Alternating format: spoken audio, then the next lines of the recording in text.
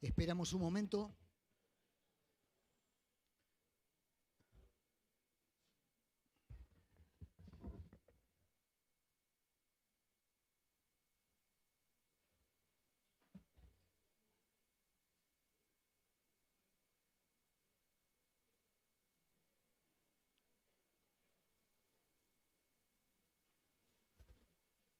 Bueno, muy bien, hermanos, buenos días. Para los que no he saludado, estamos contentos de estar aquí. 32 años reuniéndonos con ustedes, no se olvidan con facilidad, y continuamos llevándoles en el corazón. Hoy se ha propuesto un tema que está en el Evangelio según San Marcos. Los hermanos me han pedido que abordemos ese tema. Así que si usted gusta, aunque seguramente va a estar aquí, puede abrir su Biblia en el Evangelio según San Marcos.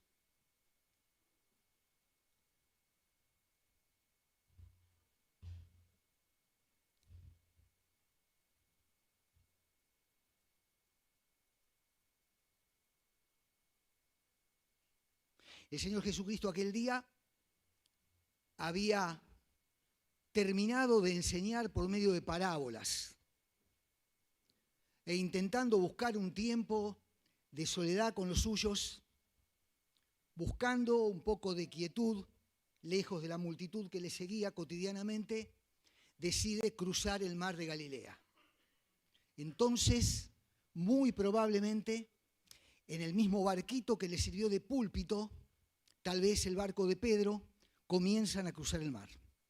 Y cuando están cruzando el mar, cosa que además es común hasta el día de hoy, en el mar de Galilea, en el atardecer, se genera una tormenta. Eso debido a la geografía del lugar. Los montes permiten que el aire caliente que está por encima del mar descienda abruptamente y eso genera una tormenta, viento muy fuerte, ocurre con frecuencia. Las olas del mar comienzan a estar encrespadas y entonces Jesús con sus discípulos están cruzando el mar de Galilea. Jesús tenía en el corazón cruzar hacia la otra orilla, cruzar hacia el otro lado. Jesús está dormido, apoya su cabecita allí en un cabezal, probablemente una especie de almohadilla donde quien manejaba la embarcación se sentaba, pero sus discípulos están totalmente preocupados porque temen por su vida. Lo dice el Evangelio Marcos en el capítulo anterior, en el capítulo precedente. A punto tal que van y le despiertan. Entonces dice la Escritura que Jesús se levanta, reprende el mar, reprende el viento, y dice la Escritura que se hizo gran bonanza.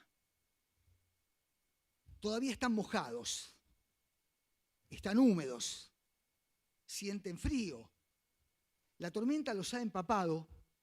Y todo esto externo acompaña un sentir profundo en el alma de sus discípulos. ¿Quién es este? ¿Quién es este? Que el mar y el viento le obedecen. Vamos a situarnos, imaginemos el lugar, la zona de Gadara. Cuando Moisés, mucho tiempo antes, reparte la tierra a las tribus, va a darle justamente esa zona, la de Gadara, a la media tribu que había elegido estar ahí, también a la tribu de Rubén y a la tribu de Gad. Ellos están allí y allí comienzan su vida. Aproximadamente por el año 60 antes de Cristo, ese sitio, Gadara, era una importante colonia griega. Allí vivían muchos griegos y tenían sus dioses, su comida, sus costumbres y su religión. Viniendo más acá en el tiempo, 30 años más o menos antes de Cristo, Herodes, el romano, toma toda esa zona y ejerce su poder de una manera militar. Pero unos 65, 67 años después de Cristo, el ejército romano irrumpe en esa zona para aplacar lo que era la rebelión macabea o la rebelión judía. Me permito invitarlo a que usted vea en YouTube, en el canal Música y Vida, un video que hay que habla de Masada. Masada justamente es el final de esa rebelión. Pero dice la Escritura, y para ello vamos a Marcos, capítulo 5, que Jesús con sus discípulos llega allí. Fíjese, por favor. Tengan en cuenta también que Mateo y Lucas hablan de este incidente y lo hacen en sus capítulos 8, respectivamente. Marcos lo cuenta en su capítulo 5. Y dice el versículo 1, vinieron al otro lado del mar, a la región de los Gadarenos. Yo quiero que usted preste atención en esta mañana de manera especial a una cuestión. Nos da gozo, alegría, gran placer. Ejerce una influencia realmente positiva y genera bendición en nuestra vida contemplar al Señor Jesucristo obrando sobre la naturaleza. Eso ocurre. Pasa lo mismo cuando le vemos a Él frente a un leproso, a quien le es restaurada su piel, o delante de una tumba y al muerto salir de ella. Pero yo quiero que hoy nos centremos, porque esa es la idea del día de hoy, en lo que Cristo es capaz de hacer, no solamente con su poder en la naturaleza, no solamente con su poder cuando hay una enfermedad, sino también en lo que es capaz de hacer con el diablo y sus demonios. Cristo es vencedor de la tormenta, de la enfermedad y del diablo. Ahora mire, dice, vinieron al otro lado del mar, a la región de los Gadarenos. Gadarenos o Gergesenos o Gerasenos, es lo mismo. Es igual. Ahora, Jesús llega con sus discípulos y cuando Él va a bajar del barco, en el momento que ya ha oscurecido, cuando deja la barcaza y pone su pie en tierra, ocurre lo que Marcos nos cuenta. Salió de la barca y vino enseguida a su encuentro de los sepulcros un hombre con espíritu inmundo. Los otros dos evangelios hablan de dos hombres que vinieron. Marcos centra su atención en uno, probablemente por lo que ocurrió con este hombre, del cual vamos a ver hoy. Viene un hombre a su encuentro. Mire, esto es una constante en la historia de la humanidad. Cada uno de nosotros y todos los que han pasado y los que vendrán tienen necesidad de Dios. No lo dicen, no lo cuentan, le avergüenza reconocerlo, pero todos necesitamos un encuentro con Dios. Y este infeliz, este desdichado, ve que Jesús baja del barco y viene a su encuentro. Un hombre con espíritu inmundo. Estaba poseído por un demonio. Estos espíritus son, en realidad, distintos al diablo, pero ejercen, en la mayoría de los casos, su poder y viven según la experiencia diabólica, según su dinámica. Obran como el diablo mismo. Así que este hombre es un hombre poseído por un espíritu inmundo. La Biblia habla muchas veces de casos así, pero no encontramos en la Escritura con claridad el origen de ellos. Nos basta considerar que solamente pueden haber sido aquellos que fueron arrastrados en la rebelión por el diablo mismo. Este hombre está poseído por un espíritu inmundo. Es un hombre. Dice que tenía su morada en los sepulcros y nadie podía atarle ni aun con cadenas.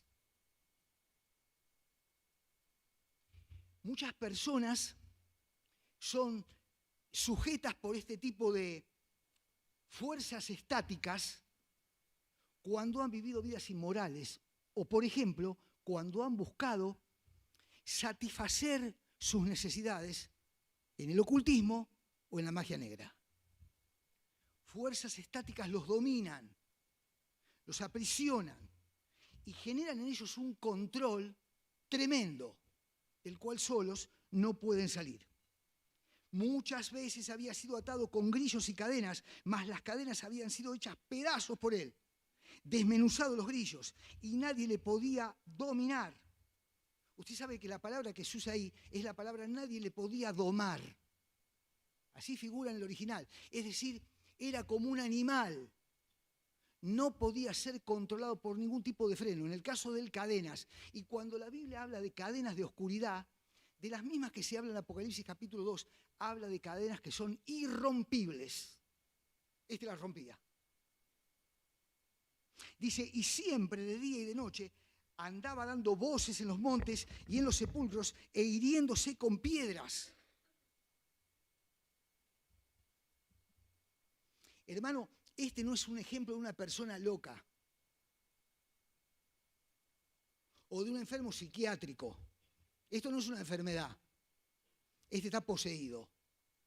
Este está poseído por el demonio. Dice que estaba atado con grillos y cadenas. ¿Usted se imagina? Como un animal salvaje, procuraban sostenerle, mantenerle. No lo lograban. No podían. Tal era la fuerza de estos que dominaban su vida. Daba voces, dice.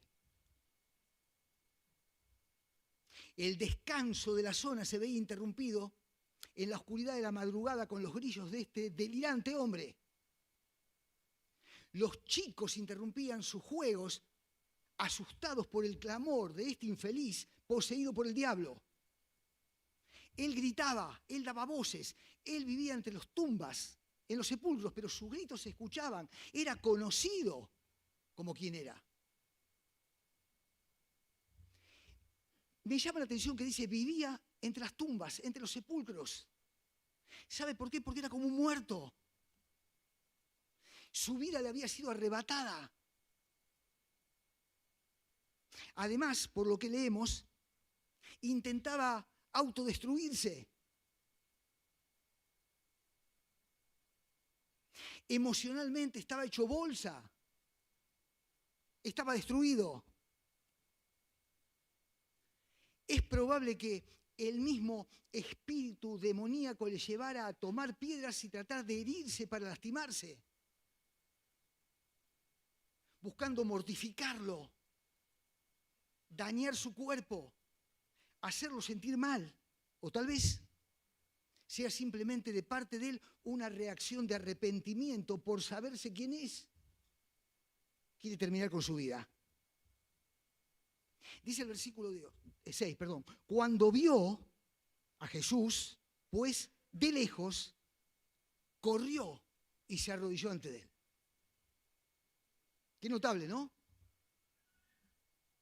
Su condición no le impidió ver a Jesús de lejos. Esto se ha repetido en mi vida y probablemente en la suya también. Estábamos muy lejos. Inclusive según lo que dice la Biblia, muertos en delitos y pecados.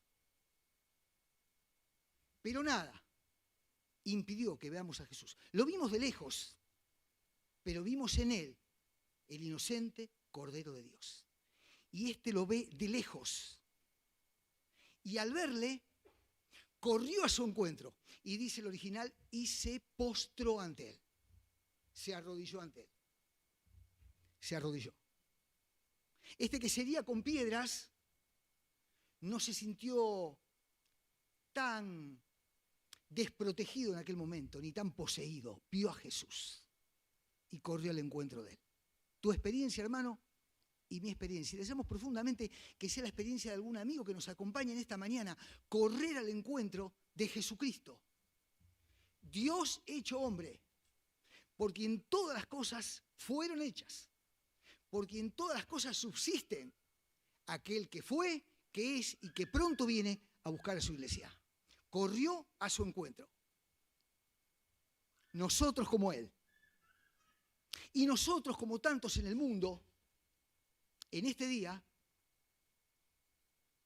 que le vimos de lejos, venimos y hoy formamos parte de la iglesia local, del cuerpo de Cristo, de su pueblo.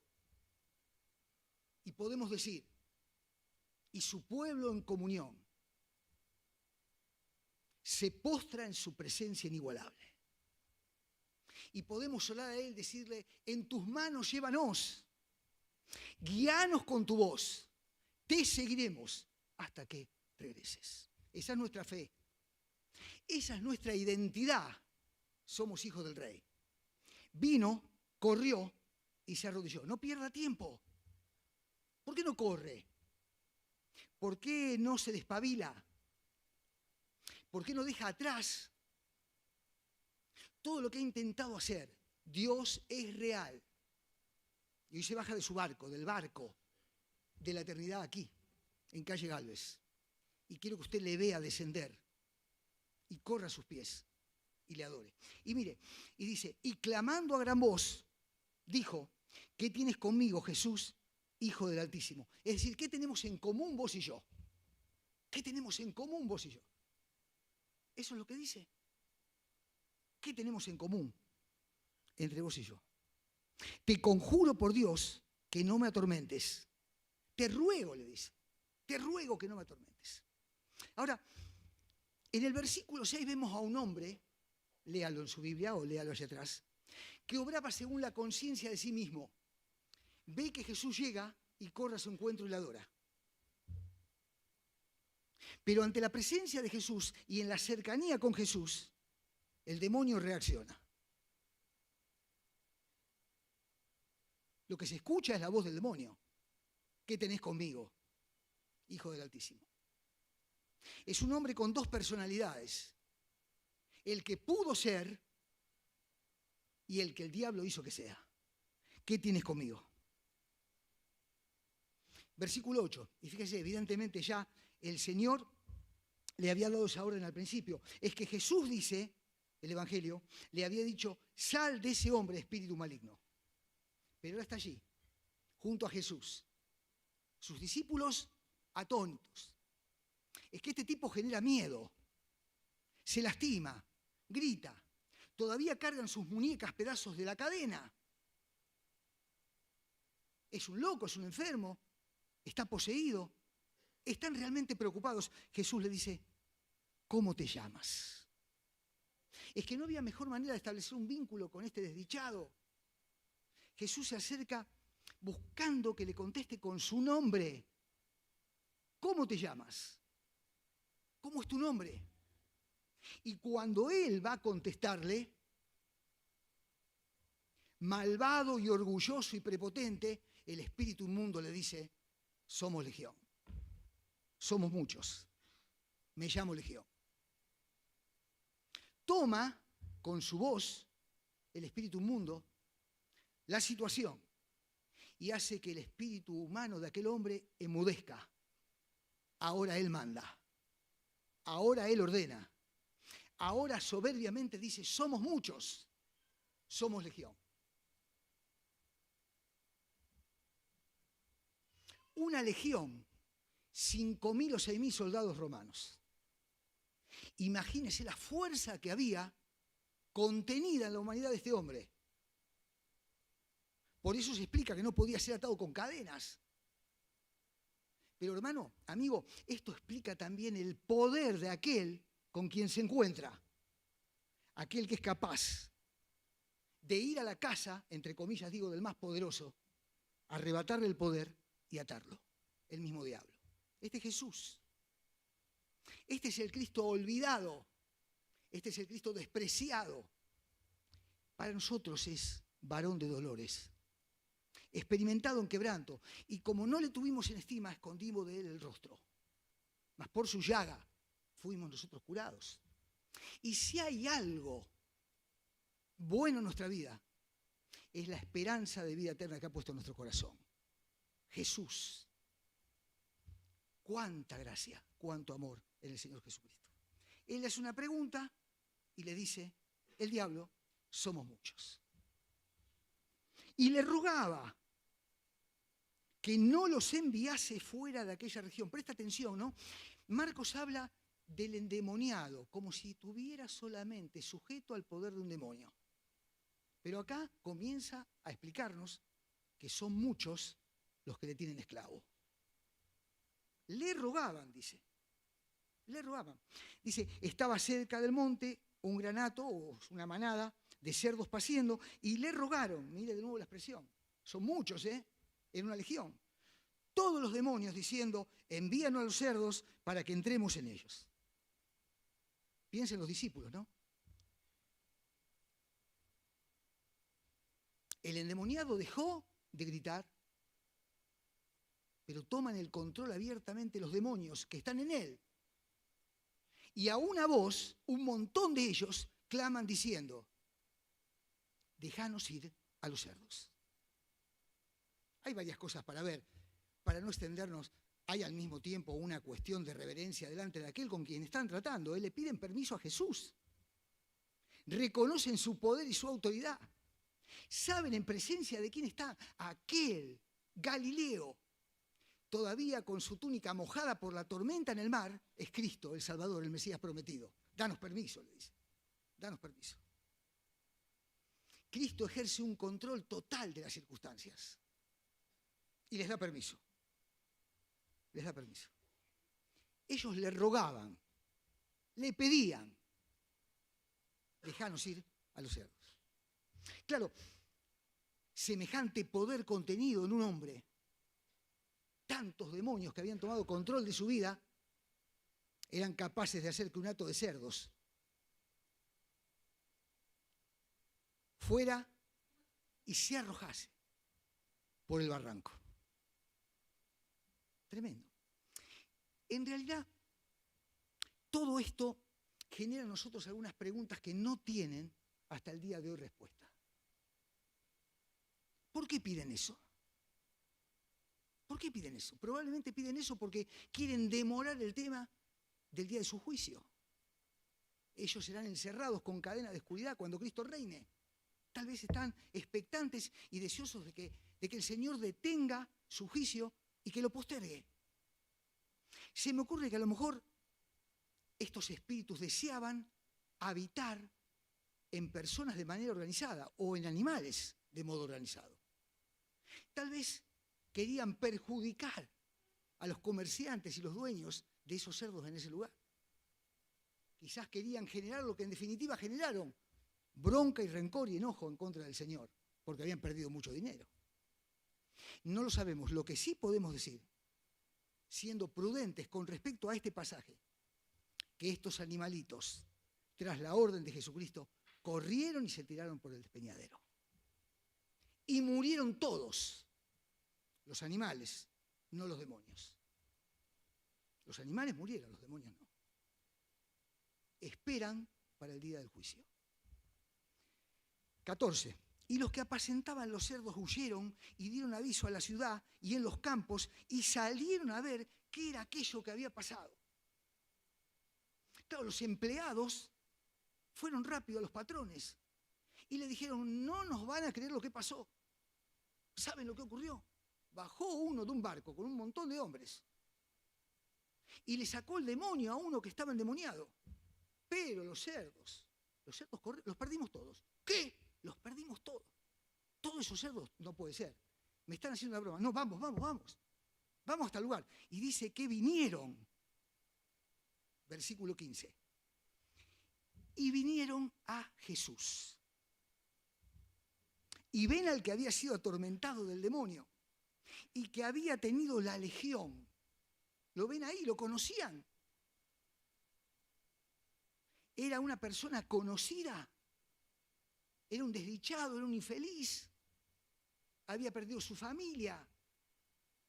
Su carácter había sido distorsionado por las fuerzas de Satanás. Estaba semidesnudo, pero ahora está con Jesús. Vinieron y vieron a Jesús. Y mire qué notable, ¿no? Lo ven sentado, vestido y en su juicio cabal, o en su sano juicio. Tremendo impacto. ¿Pero este no era el endemoniado? Sí, es él. ¿Quién lo hizo? Lo hizo Jesús. Hay cosas que solamente puede hacer Dios. Las estrellas se mantienen en su lugar porque está Dios. El clima cambia de manera organizada en nuestro país y tenemos las 4 estaciones porque Dios es real. La mujer queda embarazada y da a luz sus hijos porque está Dios. Dios se mueve, se presenta de manera sigilosa, silenciosa, pero poderosa al mismo tiempo. Dios es real. Y nosotros damos testimonio de que Dios existe. Lo sentimos, lo vivimos y esperamos su reino. Ese reino que durante 1000 años le mostrará a Él como Rey y Señor del universo. Cristo hizo esto. Ahora está el muchacho allí, sentado, vestido y en su sano juicio. Qué notable, ¿no? De estar sujetado con cadenas a estar sentado con sus discípulos. Me llama la atención. De estar semidesnudo ahora está vestido. Algún discípulo le habrá dado, ¿viste, Germán? Parte de su ropa y lo habrá abrigado. De estar agresivo y violento, ahora dice que está tranquilo y en su sano juicio. De ser esclavo del diablo, ahora pasó a estar en libertad y a vivir una vida digna. De loco, para algunos, de poseído para Cristo, de desdichado, a punto de convertirse en un gran evangelista. Esto lo hace solamente Dios. Si necesitas un cambio en la vida, solamente Cristo puede obrarlo. Él es leal a lo que promete. Él es fiel a su palabra. Dios es amor. Y su amor se manifestó a punto tal de venir a este mundo y permitir que sus manos sean clavadas en la cruz. Porque pensaba de manera personal en vos, con nombre y apellido. Este Jesús habría de morir por cada uno de nosotros, por el mundo entero, para que todo aquel que en él crea no se pierda, mas tenga vida eterna. Este es un milagro glorioso que nos habla de aquel en quien hemos depositado nuestra confianza, pero es insignificante a comparación de lo que Cristo es capaz de hacer en el alma de una persona que deja de estar condenada a morir en el infierno y pasa a tener perdón de pecado y vida eterna. Ese es el milagro. Ese es el milagro. Lo que Cristo es capaz de hacer en tu vida, en mi vida. Ahora mire, ¿no? Pasó. Se terminó. El porqué del trayecto a través de la tormenta tenía un destinatario, un endemoniado. Porque Dios es un Dios personal. Los discípulos desconocían el porqué de la tormenta, mostró su gloria. No entendían por qué ir a esa parte de la ribera del mar de Galilea. Había alguien que lo necesitaba. Dios trata de manera personal con cada persona, con cada hombre, con cada mujer. Él piensa en vos. Él quiere salvarte. Y hermano, Él quiere darte a vos la posibilidad de servirle, de honrarle, de trabajar para su reino, de vivir conforme a su ley ética y moral que se encuentra en la Escritura. Él es poderoso, quiere hacerlo y va a hacerlo. Mire, al entrar en la barca, el que había estado endemoniado le rogaba que le dejase ir. Le rogaba que le dejase ir. Qué notable, ¿no? Los demonios le rogaban ir a los cerdos. Los ricos del pueblo, en su mayoría seguramente griegos, le rogaron que se vaya a otra tierra. No querían que Jesús esté allí. Ahora Él le ruega seguirle. Eso es identificación con Cristo. Eso es identificarse con Cristo. ¿Qué otra cosa podía querer hacer Lázaro cuando sale de la tumba? Quería estar con Cristo. Él le había sacado de la misma muerte. Cristo lo había vestido con nuevas vestiduras y una semana después le vemos participando de una fiesta de amigos en su casa. Yo quiero estar con Jesús. Este hombre había sido transformado por la gracia de Cristo. ¿Con quién querría estar? ¿A dónde querría ir?